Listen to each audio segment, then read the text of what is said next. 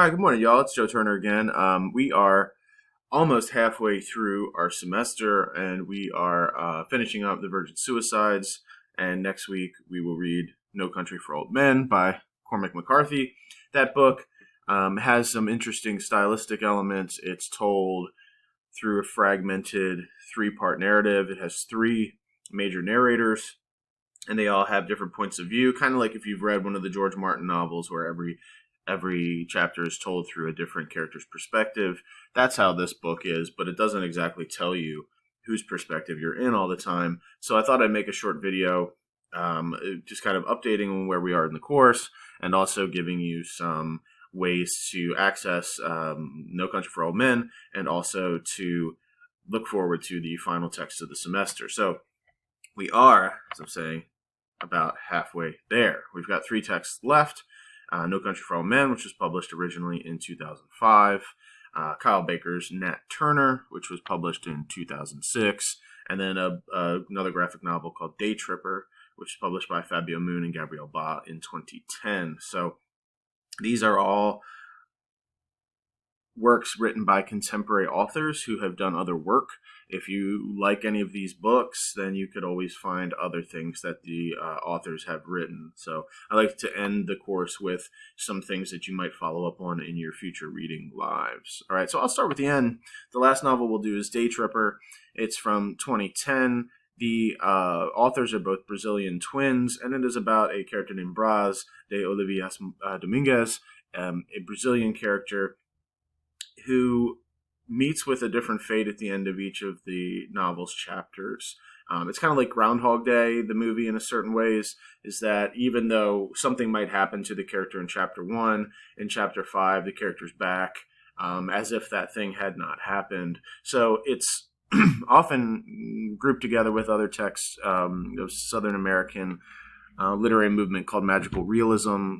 And the precise rules of reality don't always work the same way in this novel. It is based in the real world, but there are magical elements, right? So the authors bring aspects of Brazilian folklore to life. Braz dies a few times, but he comes back to life in subsequent chapters. It's a beautiful book about family. It is about coming to terms with your own place in a family structure. Excuse me. And it won lots of awards as well. The novel we're reading before that is called Nat Turner by Kyle Baker, published in 2006. This is a retelling of a historical event that happened in Virginia in the United States during what is the darkest hour of our nation's history, which was the period of slave owning. Nat Turner led a successful insurrection, a successful rebellion in which he killed many slavers.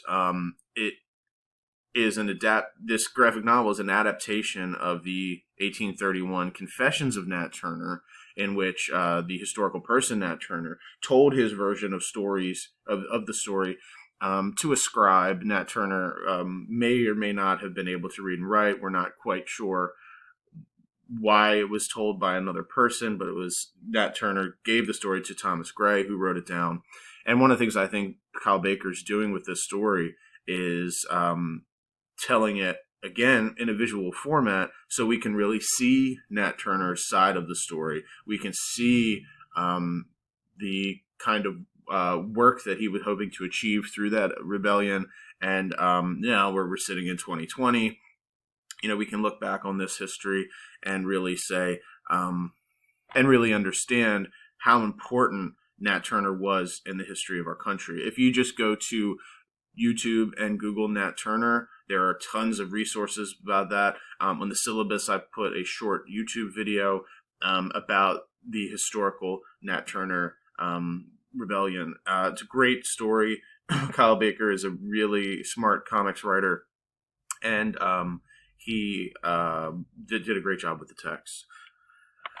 The story reading next is No Country for Old Men.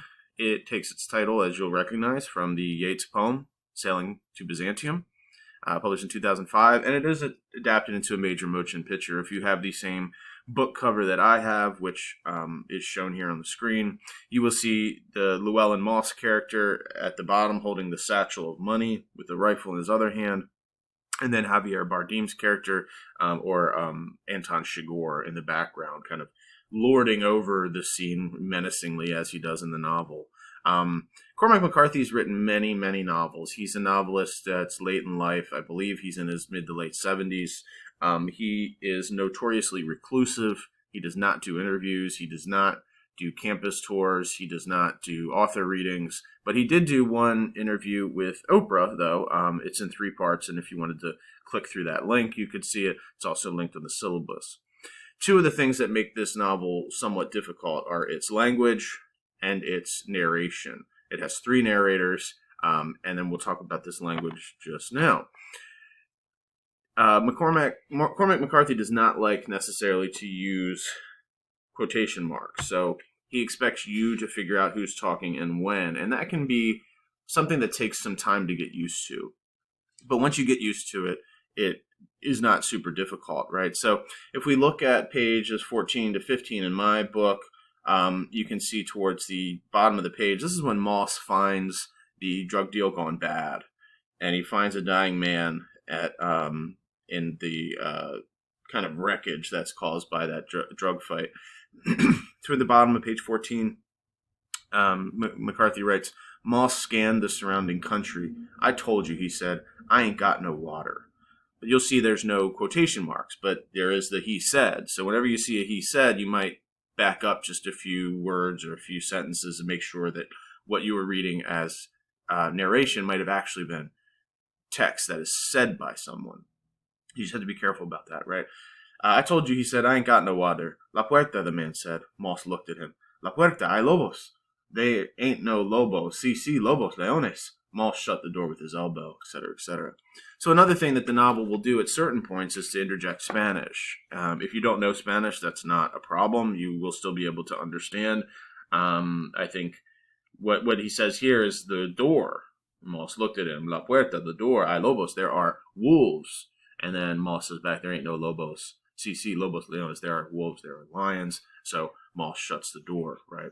Before making a very interesting move when he decides to bring water back to the dying man here, which tells you something about him as a character, about his moral position. The first character that we meet in the story, though, is Sheriff Ed Tom Bell. He is the point of view that is in italics. Most of the time, he will come first in a new chapter, and then it will follow Sheriff Bell, and then we'll get Llewelyn Moss, and then we'll get Chigurh, but not always. But that's not necessarily always true. Like Yeats's narrator, he's an old man. He feels out of touch with the changes in society. We hear him kind of complaining about people who show up to court not wearing suits, who dye their hair green. He's utterly perplexed by Chigurh as a character, the evil he represents, the bloodthirstiness, this kind of psychopathic impulses. He doesn't understand that. He's nostalgic for an earlier time. And we know the novel's set in 1980, and you'll figure out why. There's a scene with Chigurh and a coin, and he says this coin's been traveling for 22 years, and it's from 1958. So just simple math tells us that the novel's set in 1980, and Bell's about to retire, right? Which means that he's probably born in the 20s, late 19 teens. He's a World War II veteran. We'll get some of his story about being a World War II veteran, and he has really outdated ideals. He romanticizes the past, and then his use of certain terms, his use of certain ideologies, the things that he believes, suggests that we maybe should question his moral viewpoints. He's romanticizing a time that isn't to be romanticized, right? And we are left to question at the end if he's just maybe not a very good lawman, right? It's the quality of him as a person is under severe suspicion given the type of language he uses and the moral positions he espouses. The second character we meet is Llewelyn Moss. He is a younger man than Sheriff Bell. He is a Vietnam War veteran, so he's considerably younger than Bell is. He finds the drug deal gone bad in the desert while he's hunting for antelope. He has a much younger wife, Carla Jean, who we learn he met when she was not legally old enough to marry, which also suggests Moss has some issues, right? And he finds that satchel of money holding $2.4 billion. And one of the most important quotes in the book occurs on page 18 in my edition.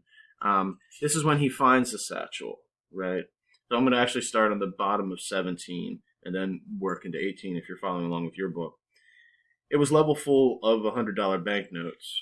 They were in packets fastened with bank tape, stamped each with the denomination $10,000. He didn't know what it added up to, but he had a pretty good idea. He sat there looking at it, and as he closed the flap and sat with his head down, his whole life was sitting there in front of him. Day after day, from dawn till dark, until he was dead. All of it cooked down into 40 pounds of paper in a satchel. So that is a really important quote in the book, I think, because it tells us something about where Llewelyn Moss's life is. And if we really think about us, we have to think about this moment in the book. Why does Moss take the money? If he leaves the money, he can just go about his life and none of this happens. But he makes a decision for $2.4 million. And it's probably not the decision I would make as a middle-aged English professor, right? I know I can't go toe-to-toe with a bunch of people who work in a drug cartel, but he makes that choice given his background in the Vietnam War and his sniper abilities. So it's an interesting moral question that the text asks: is what will we do in this moment? Anton Chigurh is the last major character. He's a kind of hitman. He's the third major character that we meet. He's a Vietnam War veteran, and we know that he works with another minor character that comes up later, Wells. So we know that he was in Vietnam as well. He's just a cold-blooded killer, and we get a glimpse into his weird psychology on page 57. This is where he is making the man at the gas station flip a coin with him. And when the man flips the coin, it comes up heads, and Chigurh does not kill that man. And Chigurh and he are talking, and Chigurh says, "Don't put that coin in your pocket." And the guy responds, "Where do you want me to put it?" "Don't put it in your pocket. You won't know which one it is." And the guy says, "All right." And Chigurh responds, "Anything can be an instrument," Chigurh said. "Small things, things you wouldn't even notice. They pass from hand to hand. People don't pay attention. And then one day there's an accounting. And after that, nothing is the same." "Well," you say, "it's just a coin, for instance. Nothing special there. What could that be an instrument of?" You see the problem, to separate the act from the thing, as if the parts of some moment in history might be interchangeable with the parts of some other moment. How could that be? Well, it's just a coin, that's true. Isn't it? Is it? So Chigurh's got this really interesting idea about what his place in the world was, how fate works, how chance works. So I'd encourage you to keep track of that as you move through the novel. So here's some questions you might think about as you read. Questions about genre. It seems at points like a mystery, like a police procedural, like an action thriller, a mob-type film turned into book. How would you describe its genre, and why does that matter? Is a question you might ask. Each character's got a very different moral code, for example.